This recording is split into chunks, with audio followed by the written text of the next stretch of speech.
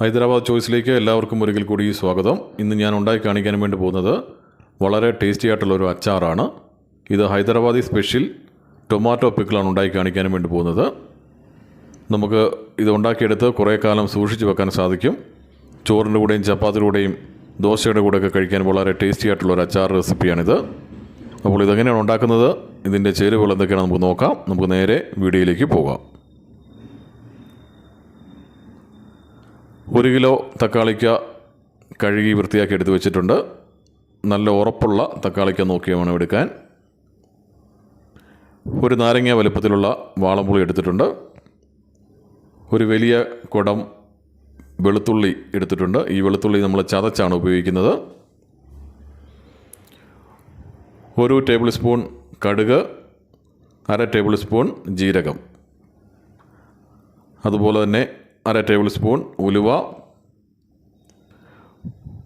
1 table spoon Kashmiri chilli powder, 3/4 table spoon എരിവുള്ള മുളക് പൊടി, 1 ടീസ്പൂൺ മഞ്ഞൾപ്പൊടി, ആവശ്യത്തിന് ഉപ്പ്, കുറച്ച് കറിവേപ്പില, ginger garlic paste 1 table spoon, കായപ്പൊടി 1/2 ടീസ്പൂൺ.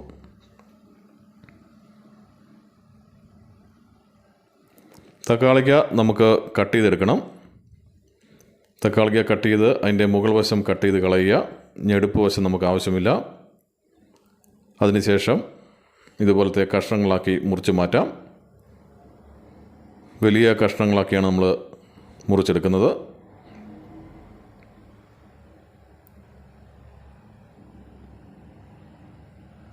ഇതുപോലെ എല്ലാ തക്കാളിക്കയും നമുക്ക് മുറിച്ചെടുക്കാം.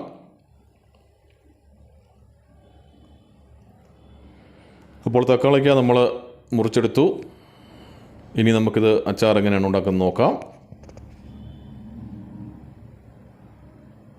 അതിനായി ഞാൻ ആദ്യം ഒരു തവ ഗ്യാസിൽ വെച്ച് കൊടുത്തിട്ടുണ്ട്. തവ ചൂടായി വരുമ്പോൾ അതിലേക്ക് കടുക്, ജീരകം, ഉലുവ ഇത് 3 കൂടി ഇട്ട് കൊടുത്ത് നല്ലതുപോലെ ഇളക്കി കൊടുക്കുക.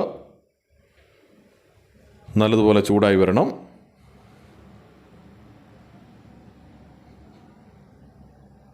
നമ്മൾ ഗ്യാസ് സിമ്മിൽ വെച്ച് വേണം ഇത് ചെയ്യാൻ. ഇപ്പോൾ ഇത് ചൂടായിട്ടുണ്ട്. ഇത് തണുക്കാൻ വേണ്ടി നമുക്കൊരു പാത്രത്തിലേക്ക് മാറ്റി വെക്കാം. ഇതേസമയം നമ്മൾ വേറൊരു തവയിലേക്ക് കുറച്ച് എണ്ണ ഒഴിച്ചു കൊടുത്തു. ഞാനിവിടെ സൺഫ്ലവർ ഓയിലാണ് ഒഴിച്ചു കൊടുത്തിരിക്കുന്നത്. അതിലേക്ക് നമ്മളെടുത്ത് വെച്ച നമ്മുടെ തക്കാളിക്ക ഇട്ട് കൊടുക്കാം. ചെറുതായിട്ട് ഇളക്കി കൊടുക്കാം. ഒരുപാട് എണ്ണയുടെ ആവശ്യമില്ല, കുറച്ച് എണ്ണ നമ്മൾ ഒഴിച്ചാൽ മതി. ഒന്ന് ഇളക്കി കൊടുത്തതിന് ശേഷം നമുക്ക് അടപ്പൊന്ന് അടച്ച് വെച്ച് കൊടുത്ത് ഇതൊന്ന് വേവിച്ചെടുക്കാം. ഒരു 5 മിനിറ്റ് കഴിഞ്ഞ് നമുക്ക് തുറന്ന് വീണ്ടും ഇളക്കിയിട്ട് കൊടുക്കണം. അതേസമയം നമ്മൾ വറുത്ത് വെച്ച നമ്മളുടെ കടുകും ജീരകവും ഉലുവയും കൂടെ നമുക്ക് പൊടിച്ചെടുക്കാം.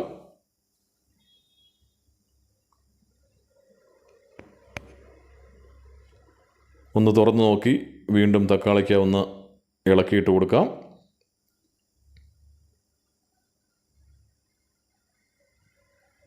ചെറുതായിട്ട് തക്കാളിക്ക ഒന്ന് വാടിയിട്ടുണ്ട്.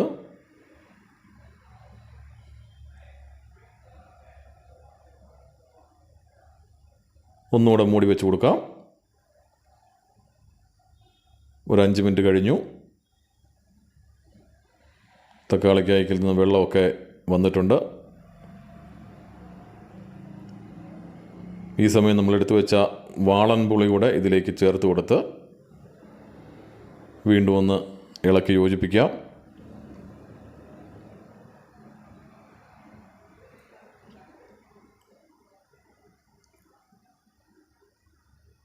വീണ്ടും അടച്ചു വെച്ച് കൊടുക്കാം.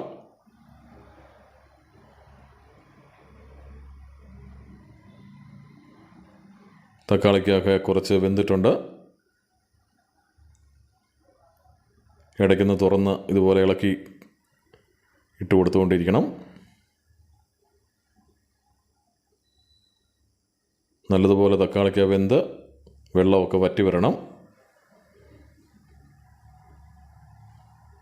ഒരുപാട് സമയം എണ്ണയ്ക്കകത്ത് നമ്മൾ വഴറ്റേണ്ട ആവശ്യമില്ല. മൂടി വെച്ച് വേവിച്ചെടുക്കുകയാണ് ചെയ്യേണ്ടത്. ഇനി ഇതിലേക്ക് ജിഞ്ചർ ഗാർലിക് പേസ്റ്റ് നമുക്ക് ചേർത്ത് കൊടുക്കാം.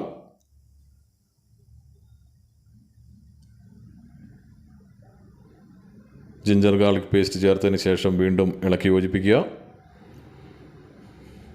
വെള്ളമൊക്കെ വറ്റി തുടങ്ങിയിട്ടുണ്ട്. ഈ സമയം നമ്മൾ എടുത്തു വെച്ച നമ്മളുടെ ഉപ്പും അതുപോലെ തന്നെ മഞ്ഞൾപ്പൊടിയും കൂടെ ചേർത്ത് കൊടുക്കാം. വീണ്ടും നല്ലതുപോലെ ഇളക്കി യോജിപ്പിക്കുക.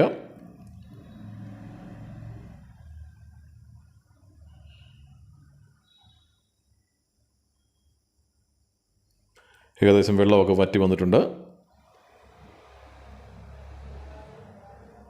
ഇതുപോലെ വെള്ളം വറ്റി വരുന്നവരെ നമ്മൾ ഇളക്കി കൊടുത്തുകൊണ്ടേയിരിക്കുക. ഗ്യാസ് ഓഫ് ചെയ്ത് നമുക്ക് തക്കാളിക്ക് തണുക്കാൻ വേണ്ടി മാറ്റി വെക്കാം. ആ സമയം വേറൊരു ചീനച്ചട്ടി ഞാൻ വെച്ച് കൊടുത്തിട്ടുണ്ട്. അതിലേക്ക് കുറച്ച് എണ്ണ ഒഴിച്ചു കൊടുത്തു. സൺഫ്ലവർ ഓയിലാണ് ഞാൻ ഉപയോഗിക്കുന്നത്. നല്ലെണ്ണ ഉണ്ടെങ്കിൽ നല്ലെണ്ണയാണ് നല്ലത്, ഇല്ലെങ്കിൽ കടുകെണ്ണ ഉപയോഗിക്കാവുന്നതാണ്. എണ്ണ ചൂടായി വരുമ്പം അതിലേക്ക് കടുക് ഇട്ട് കൊടുക്കാം. കടുക് പൊട്ടി വരുമ്പം കുറച്ച് ജീരകം കൂടെ ചേർത്ത് കൊടുക്കാം. ഇപ്പം കടുകും ജീരകവും എല്ലാം മൂത്ത് വന്നിട്ടുണ്ട്. ഈ സമയം നമുക്ക് കുറച്ച് ഉലുവ കൂടി ഇതിലേക്ക് ചേർത്ത് കൊടുക്കാം. ഇനി ഇതിലേക്ക് നമ്മൾ നേരത്തെ എടുത്തു വെച്ച വെളുത്തുള്ളി ചതച്ചത് ചേർത്ത് കൊടുക്കാം. ഒരു 4-5 വറ്റൽമുളക് കൂടെ ആഡ് ചെയ്ത് കൊടുക്കണം. അത് പറയാൻ മറന്നു പോയതാണ്. ഈ സമയം വറ്റൽമുളക് കൂടെ ഇട്ട് കൊടുക്കാം. കറിവേപ്പില കൂടെ ഈ സമയം നമുക്ക് ചേർത്ത് കൊടുക്കാം. നല്ലതുപോലെ ഇളക്കി യോജിപ്പിക്കാം.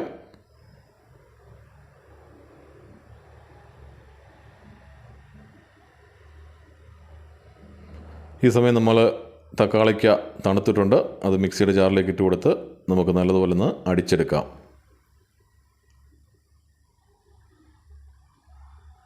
കായപ്പൊടി ചേർത്ത് കൊടുക്കണം.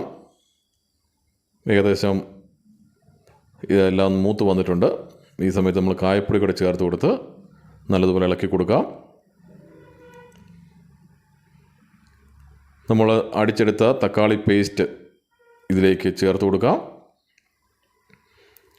തക്കാളി പേസ്റ്റ് ചേർത്തതിന് ശേഷം മുളക് പൊടി ചേർത്ത് കൊടുക്കണം. കാശ്മീരി ചില്ലി പൗഡറും എരിവുള്ള മുളക് പൊടിയും കൂടെ നമുക്കിതിലേക്ക് ചേർത്ത് കൊടുക്കാം.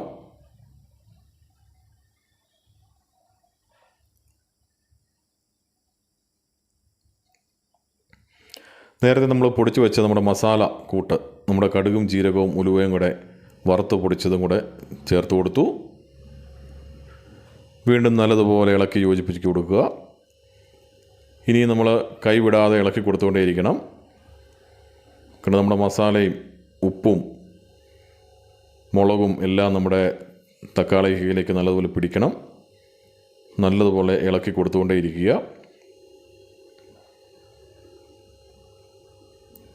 ഈ സമയം ഗ്യാസ് സിമ്മിലാണ് വെക്കേണ്ടത്. ഗ്യാസ് നമ്മൾ കൂട്ടി വെക്കരുത്. നല്ലതുപോലെ ഇളക്കി കൊടുത്തുകൊണ്ടേയിരിക്കുക. കുറച്ച് വെള്ളമൊക്കെ വറ്റി വന്നിട്ടുണ്ട്. ഈ സമയം നമുക്ക് കുറച്ച് ഉപ്പ് കൂടെ ഇതിലേക്ക് ചേർത്ത് കൊടുക്കണം. ഉപ്പ് നോക്കിയിട്ട് കുറവാണെങ്കിൽ ഉപ്പ് ആഡ് ചെയ്ത് കൊടുക്കുക. നല്ലതുപോലെ ഇളക്കി കൊടുത്തുകൊണ്ടേയിരിക്കുക. വെള്ളം വറ്റി വരണം. വെള്ളം ഉണ്ടെന്നുണ്ടെങ്കിൽ പെട്ടെന്ന് കേടായി പോവും. നല്ലതുപോലെ വെള്ളം വറ്റിച്ചെടുത്താൽ നമുക്ക് കുറേ കാലം കുപ്പിയിലിട്ട് അടച്ച് ഇത് സൂക്ഷിച്ച് വെക്കാവുന്നതാണ്. നല്ലതുപോലെ ഇളക്കി കൊടുത്തുകൊണ്ടേയിരിക്കുക. ഇതിൻ്റെ എണ്ണ നല്ലതുപോലെ തെളിഞ്ഞു വരണം. അതാണ് അതിൻ്റെ പാകം. ഇപ്പോൾ എണ്ണയൊക്കെ തെളിഞ്ഞു വന്നിട്ടുണ്ട്. നല്ല കളറാണ്. വെള്ളമൊക്കെ നല്ലതുപോലെ വറ്റി ഈ ഒരു പരുവത്തിലാണ് നമുക്ക് ടൊമാറ്റോ പിക്കിൾ കിട്ടേണ്ടത്. ഇപ്പോൾ നല്ലതുപോലെ വെള്ളം വറ്റിച്ചെടുക്കുക. എണ്ണയൊക്കെ തെളിഞ്ഞ് നല്ല കളറായിട്ട് വരണം. ഈ സമയം നമുക്ക് ഗ്യാസ് ഓഫ് ചെയ്ത് വെക്കാം.